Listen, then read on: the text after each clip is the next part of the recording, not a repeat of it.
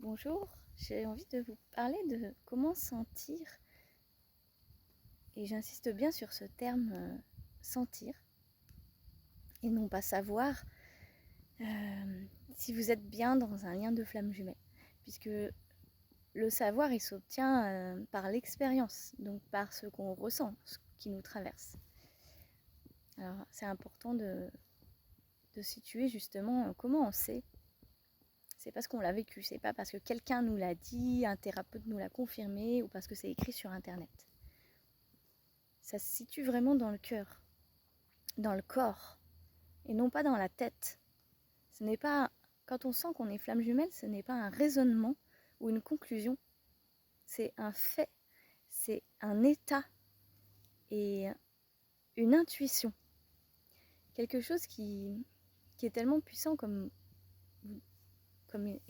c'est expliqué dans d'autres vidéos, qui nous ouvre la conscience et le cœur, qui nous ouvre l'accès à l'amour universel et qui est complètement différent des autres relations qu'on peut vivre, qu'on va appeler des relations amoureuses, des relations passionnelles ou charnelles. Là, il y a une autre dimension vraiment qui se met en place. Et j'allais dire le principal allié pour sentir si c'est une flamme jumelle ou pas, avec qui on ressent ces choses, c'est le temps. Vous voyez, sur mon parcours, les premières années, j'étais complètement livrée à moi-même, parce que c'était il y a 13 ans, et il n'y avait aucun thérapeute qui expliquait ce que c'était que les flammes jumelles. Il n'y avait aucune info sur internet. C'était le néant total, et moi j'étais dans cette expérience-là, spirituelle, complètement hors norme, et j'ai dû être dans un questionnement sans fond, puisque je ne pouvais pas renier ce qui me traversait. Pourtant, j'avais aucune explication. Alors, j'ai fait une fac de psycho pour info, donc je suis tout à fait saine d'esprit. Les thérapeutes que j'ai pu consulter dans ma vie pour d'autres questions familiales ou personnelles ne m'ont jamais détectée comme quelqu'un qui était en dépendance affective ou quoi que ce soit. D'ailleurs, la dépendance affective n'a pas pu se mettre en place, même s'il y avait eu lieu avec mon jumeau, puisqu'il n'y a eu aucune relation entre nous. Donc ça n'aurait pas pu déclencher ça en moi. Et c'est le temps qui m'a vraiment aidée à sentir que c'est vraiment ça en fait. Il n'y a pas d'autre explication, il n'y a pas d'autre possibilité. Parce que on essaye d'arrêter ça, d'arrêter ce qu'on ressent. On essaye d'oublier. Et bien sûr, je pense comme beaucoup d'autres personnes, moi je me suis projetée dans ma vie sans lui. Il n'y avait aucun problème avec ça, puisqu'on se connaissait à peine. Donc j'ai fait ma vie, j'ai eu des belles relations amoureuses.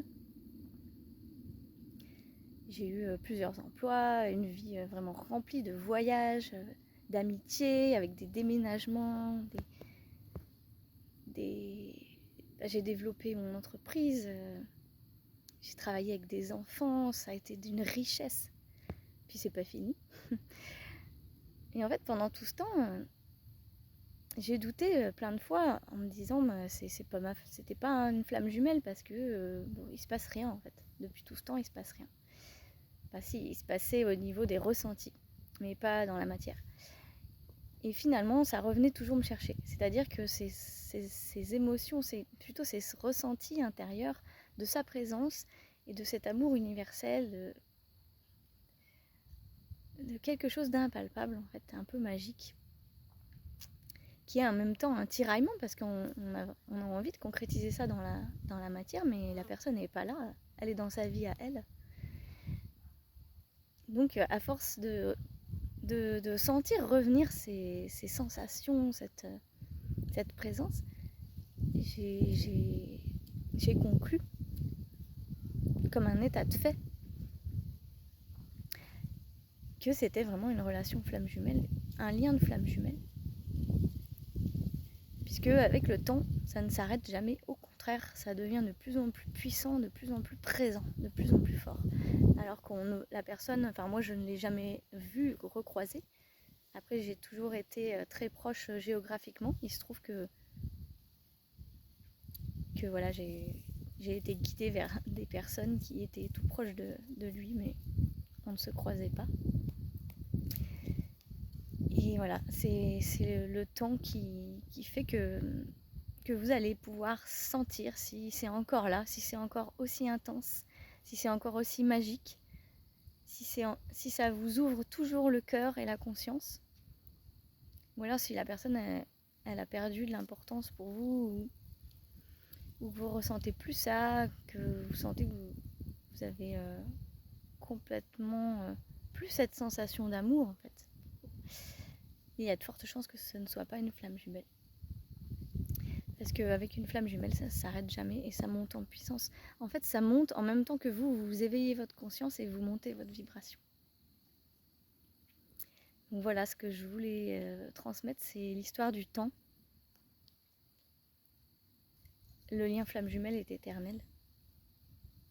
Il touche, il ouvre à l'éternité, à l'amour universel qui est un amour éternel. C'est pas un amour de couple ou un amour de gens qu'on rencontre dans notre vie.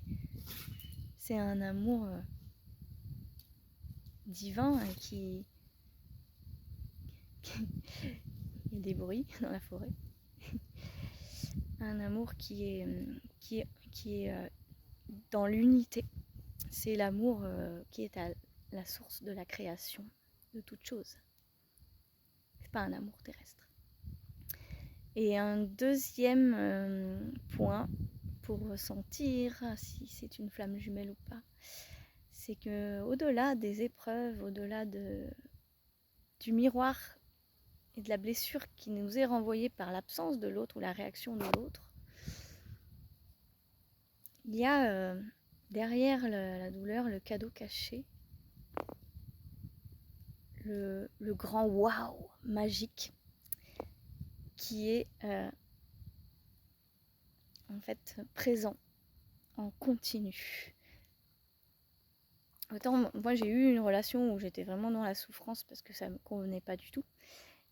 Et en fait, il n'y avait jamais un moment où j'avais l'impression d'évoluer, au contraire j'avais l'impression de m'enterrer et que c'était de pire en pire. Sauf qu'avec une flamme jumelle, ça ne fait pas ça du tout. C'est que en fait il y a une expansion de conscience et une transformation puissante qui se fait à l'intérieur de soi où on se déleste de nos blessures parce qu'elles remontent. Alors on est obligé de les prendre en charge, on les ressent, on les vit, on les transmute, on se fait aider. Et en fait derrière on a l'impression de renaître et d'être lavé, nettoyé, d'être complètement dans une clarté d'esprit, dans une liberté. Et là on se dit waouh, en fait c'est le cadeau que l'autre m'a fait en me renvoyant ce miroir.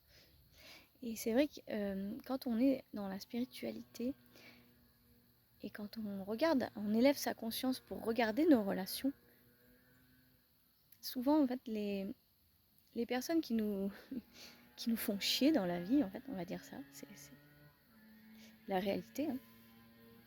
Des voisins horribles avec qui il y a des gros problèmes, les enfants, quand on a des enfants et qu'ils nous posent des soucis où on se tord les neurones, quoi. Ou des problèmes dans nos familles. En fait, ce sont des âmes qui sont descendues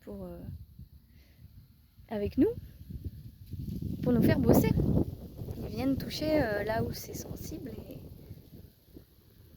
pour régler un karma en fait avec ces personnes.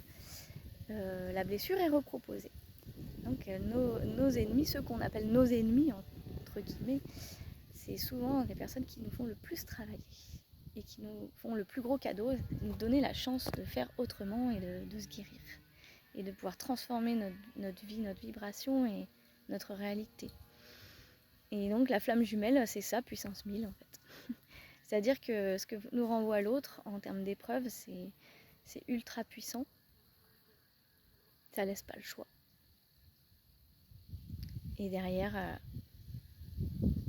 en fait, fait on sent qu'on est passé à quelque chose de supérieur et que l'amour universel, l'amour qu'on ressent que l'autre ouvre en nous, il est toujours là, toujours.